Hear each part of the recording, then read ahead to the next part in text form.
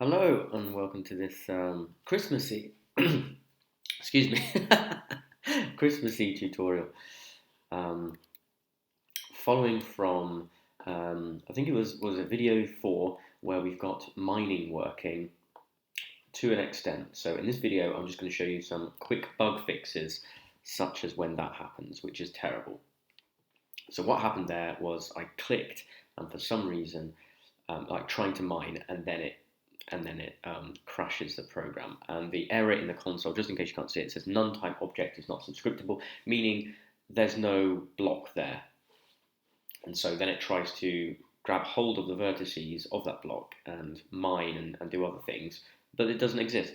So, very simple fix, which is in mesh terrain, in our input function, we're saying if we've pressed the mouse key, the left mouse key, and we've released that key, so it's mouse key up, then attempt to mine. And we're recording the mining site, or what I kind of call the epicenter, in this little variable epi. And then we pass epi, which also contains the subset where we're doing the mining, so that we can spawn some walls that are attached to that particular subset for that area of the terrain. We pass it in to generate the walls to give the illusion of depth as we dig down, else we're just going to see gaps in the terrain. But we don't want to do any mining if our BTE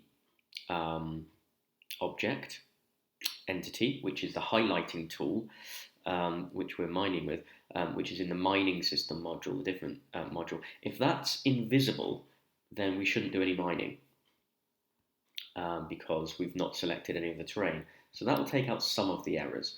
So we're going to say if we pressed the mouse key or released the left mouse key and bte.visible, and that just means if its visibility is true. If we just leave that there, it just resolves to true. So it's the same as writing equals true to be explicit. And in fact, that might be better quality code because it's very explicit and therefore easy and clear to see what it means. So only if it's visible, go and do some mining.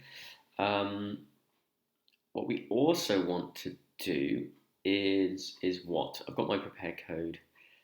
Oh yes, some errors. I think will those errors be in here?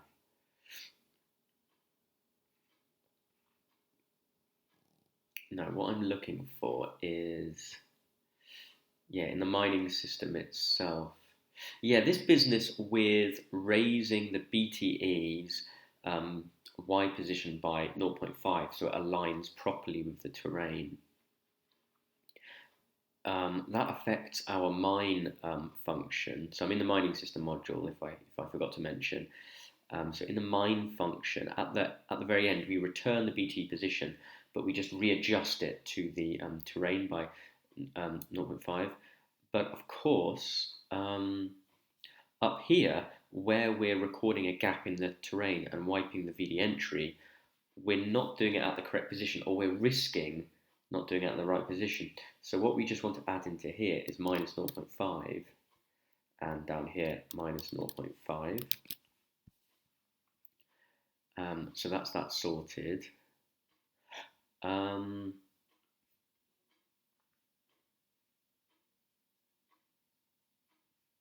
And oh yeah, this wants to be minus 0.5.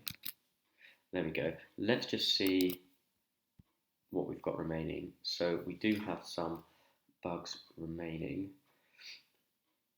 which are gaps left in the terrain. But I just want to see if we can still crash it. So I'm clicking. Mining looks kind of okay at the moment.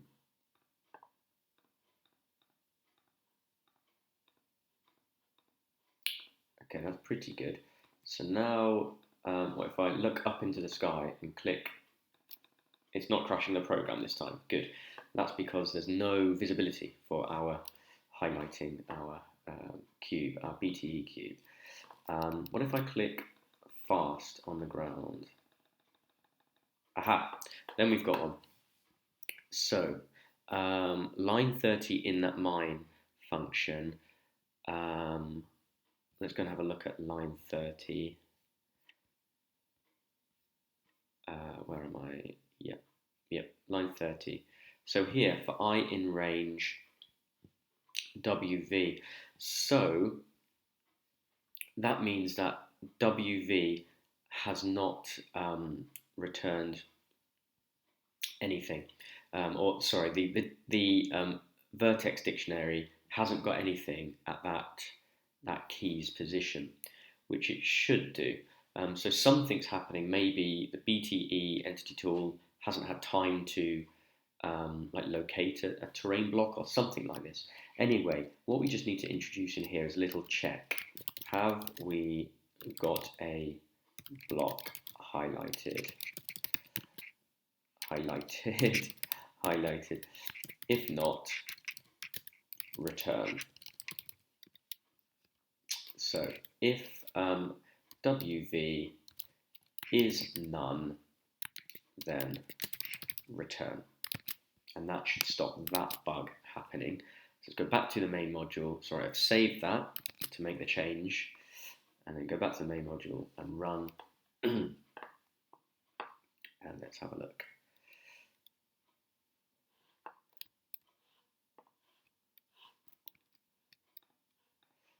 So I can mine in the usual way, so that's working. If I mine underneath my feet, and I drop down. Right, so now what I want to do is do loads of clicking to try and, I have caused the error. So where's this? Line 43 in input. Where's that? In I can't see it because my face is in the way down here. Oh, I can't get my line 43, generate walls. So that's in mesh terrain, isn't it? So line, this is like proper debugging. We're looking in the console, seeing the line where the error is, and then addressing it. So line 43, so here, epi is none. So before we even get into mine, or after we've gotten to mine, so we've tried to go to mine, that's returned because there isn't a highlighted block. But then we're trying to pass that highlighted block site through to generate walls. But there isn't a generated block, there isn't a mined highlighted site. So we shouldn't call these functions. So all we need to say is if not epi equals none, that feels horrible. I kind of want to write it in a language I'm more familiar with. If epi does not equal none, then go and then you can call these. That feels nicer. Right. So save that. Gone to main, and yeah, I'm gonna say, since it's kind of Christmas time, and there are elves running around and penguins flying in the snowy air, that I think we've sorted out those bugs. Right, so I'm just going to spam the key like we should expect. And look at that. I'm clearly not as confident as I tried to sound. I'm kind of wincing and things. And looking in the sky, looking down below, clicking as fast as I can. And the mining is working, and we're not crashing the program. So brilliant, the bug is definitely fixed. Now, the other bug that we've got is all too apparent. We can look through the terrain. So our spawning of the walls at these positions, such as, I don't know, there, the spawning walls or generate walls function is supposed to generate a wall like behind it. What it does is what it's supposed to do is generate a block above the mine site or the epicenter, below, forward and back, left and right. In other words, just surround the mine site with blocks, unless there's like a gap there. So at the top here, if I try to mine here, I don't want a block to appear on the top there. So that's why when we generate the terrain, we create a gap sitting invisibly over all of the terrain blocks, so that the generate terrain function doesn't spawn a block there. So let's just go to that function. So it's in mesh terrain. There we are. generate walls.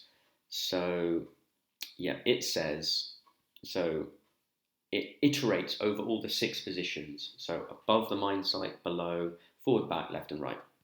That's what these vectors do. They're just positions relative to that epicenter. And we're saying, if looking at the terrain dictionary, there is no block there, there's no gap, and there's no terrain, then you can generate the block. However, something's going wrong here. What's going wrong is when it generates a block, so when we're generating those walls, in our generate block function, we always record a gap above the block position, which is actually only supposed to happen when we generate the terrain, not when we're spawning blocks. So a nice way to sort that out, let's just create ourselves, in generate block, we'll generate a gap variable, and we'll just say that equals true. Then we don't have to change any of the code for our generating the terrain. It will still generate a gap because by default, if it's not received any true or false, when we call generate block, it will just assume gap is true. So I need to write that in here. So when we're creating our key at 1 position higher than the block and then writing G in the dictionary, in the terrain dictionary at that position, we want to then say if gap is true, then do that. Then I can highlight all of that and move it into the indent block underneath this condition, underneath this piece of selection. So that will work for the terrain, but then when we're generating our walls, we don't want that to be true. So we can say the gap equals false. There we go. And now we shouldn't have any gaps appearing in our terrain when we do some mining. I've got a little feeling that there's one more thing I need to do for that, but I can't remember, so maybe this will work. This is fine. But after that, I just want to create soil when I want to create soil. No, I want to create soil only when we're like mining. So let me just spam this, try and generate some gaps. Oh, so far so good. But yeah, at the moment, we're just generating the default grass texture, which looks kind of okay, but doesn't make sense. Like we've got grass like in weird layers. Oh, so there we go. I think we have fixed it then. Well done. So we've sorted out all the mining bugs so far. Bugs that we do have, or rather we just haven't built for yet, we haven't developed for, is that if I walk into that wall, we haven't got collision detection, or we haven't advanced our collision detection for that. I've got some ideas of how to do that, so I'll do that in upcoming videos. But at the moment, we can mine, we can dig, we can explore underground, pretend that we're a little elf or a dwarf, go under mountains, and we can walk underneath there and come out. So we've got proper like mines and caves happening, although we have to dig them ourselves right now. By the way we might automatically or write an algorithm to generate caves across the terrain is pick a position, such as like this subject position now, and then just recreate, but in automatic code, just mining. So we can use the existing code and just say, just mine all of this area like that, and then it will also call the generate walls function, so it will generate exactly what we've got here, but done automatically. It's a bit like one of those automatic clickers that you can get online for doing like cookie clicker and things like that. Right, okay. So what we want to do is, because of Christmas time, change the whole landscape so it's like nice and blue and icy, and also generate soil when we're mining. Okay, so right, so that happens in mesh terrain in generate block. So when we're generating a block, near the bottom, this is a texture atlas coordinate for grass at the moment. So UU, so that's kind of like the X coordinate on our texture atlas. There we go, there's our texture atlas. So that's the first position, top left. Oh, by the way, I've just updated this texture here, this block, the ice block. It did have numbers written on when I was developing it and like debugging things to make sure the texture atlas was like wrapping correctly. So I've just taken off the numbers. So if you want this latest version, just click the link in the description, and it's inside the assets folder. Let me just show you. So all of this is online on GitHub. If you go into the assets folder, it's this file here. And of course, once you've downloaded that, you can add your own textures to this. There's lots and lots of space. And if you wanted even more space, you can just adapt the code. Maybe we'll look at that in the future or as requested. So what will also be nice actually is stone, to like randomly position a stone block on the surface, except if we're high. So if we're very high, we're just adding this like kind of Christmas cakey, snowy kind of block. So first, yeah, let's go and adapt our generate block function. So it's actually right down the bottom here where we're sorting things out. So let's just comment this. So if high enough,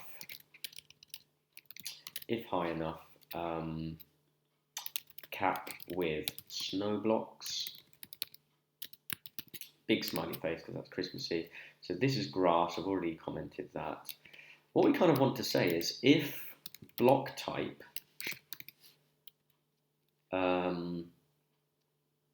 is soil, or rather, what did we want? Yeah, soil. Then UU equals, I can't remember where soil was. Let me actually, I've done this in my prepared code. Let me just go there. Where is it? Mesh terrain. Yeah, so soil is at 10.7. Okay. So UU is 10, UV, so that's the vertical location, is at 7. Oh, that makes sense. So it's in line with the grass and the stone actually. So if block type is stone, type is stone, then UU will be, oh no, wait a minute, vertical. Oh no, so soil was, sorry, going that way, horizontal.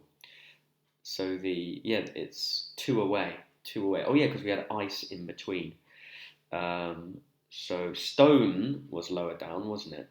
So that will be UU8 and UV presumably, if that's 6, then is it going to be 5? 8, 5. Let's just go and have a look at my prepare code. So I was doing soil. No, I wasn't. I was doing stone. Yeah, 8, 5. Here's stone. 8, 5. Oh, I got it right. Okay. So we just need to do ice. Oh, and actually I should make these else ifs. I've got a feeling that will be slightly faster. i.e. it will be ignored, as it were, by the compiler if we've already got one selected here. So if it's soil, it won't look at these. That is probably wrong. Correct me in the comments if you know more about what I'm trying to talk about there. So the difference between just doing a load of ifs and some ifs and then else if, else if, else if. But it won't functionally make a difference. So what was I doing? Ice. So that was different on the x direction. So UU equals 9. Is it going to be 9? Whereas UV, that will be the same as grass. It's on the same row. 9.7. Let's just look at my prepared code. Yep, ice is 9.7. Brilliant. Oh, so yeah, the last thing we want to do. Oh, I've forgotten a colon there. The last thing we want to do is just before we check if it's high enough. By the way, even though we've chosen stone, let's say, if we're actually high enough on the terrain, then it will cancel out, and we'll just set it to snow blocks. So we'll leave that at the last position in this chain of logic. But actually, in the penultimate position, we'll say if random. So have I got random imported? Yeah, from random, import random. If you don't have that line in already, do put that in there. I think we've already got it because we've, in the generate block function, yeah, we're adding a random tint to the texture anyway. So we've already got that there. So if random, so that will return a number, a floating point number between 0 and 1. So we can think of that as like a percentage. 1 will be like 100%. So if we can say, if that random number is greater than 86 or 86% or 0.86, then we'll say block type equals stone. So I could have done this in a better way. So we'll say UU equals 8, UV equals 5. So we'll just say randomly place stone blocks. There we go, just to break up the terrain's uniformity so it looks a bit more natural. There we go. So now we've got this block type system in, have we already done this for generate walls? Yeah, in generate walls, we can now say block type. Oh, we need to actually receive that in a parameter up here. So we need to say block type. By default, that will be grass. And then we can say block type equals soil. So yes, when we're generating walls, i.e. underneath the surface when we're mining, we want soil, and occasionally we'll get a random stone block, which will be nice. And then we can develop that system for like seams of minerals like gold and diamond and rubies, etc. Which is very exciting. And then in generate terrain, if we want a nice icy terrain, we can just pass into here, block type equals ice. For now, let's just see if that's working. So we should have grass. Up in the heights, we should have snow. And then when we mine, we should now have soil. And, oh yes, we've got randomly positioned stone blocks, which is really nice. And then over everything, we've got random tints, which is good. Okay, so let's start digging here. Yep. Now we've got soil underneath in the subterranean positions.